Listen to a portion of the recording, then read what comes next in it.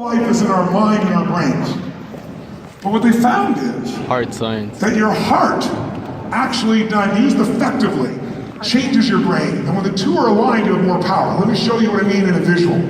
This is a graph they have. When we get in a state of frustration, anger, upset, anything of that nature, what ends up happening for us is we alter our brain waves and we also alter our heart waves. So if you look at this graphic over here, you'll see this is frustration.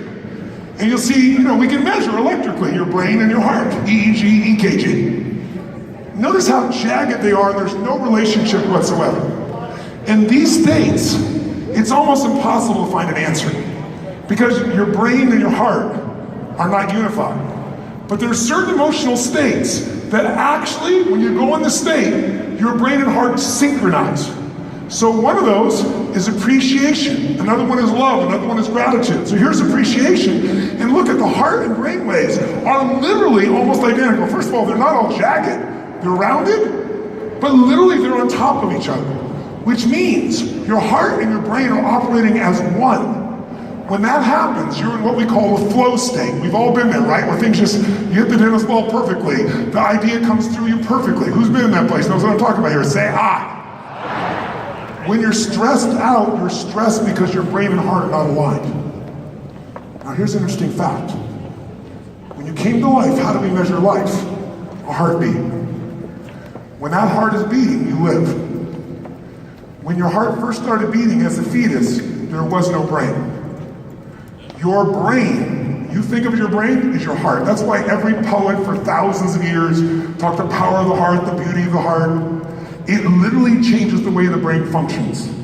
But if you get caught up in the culture that constantly values the mind over the heart, you're gonna have a whole lot of stress in your life. And so I'm gonna show you how you can use this in 2 minutes to end suffering. So let's do it with something real.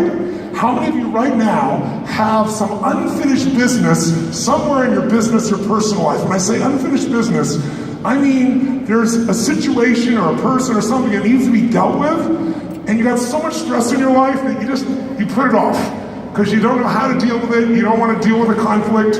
There's so many other things. You don't want that stress too. And so it needs to happen, but you're not dealing with it. Who's got something like that in your life right now? Raise your hand. Nice and high so I can see, please. Thank you. Almost all of you. And if we're honest, we all do. So I want you to think of a situation that if you really focus on it, and you usually don't, so you don't have to feel that stress, but if you really focus on it, it'll create stress. And let's measure it on a 0 to 10 scale, where 0 is no stress, 10 is really stressed.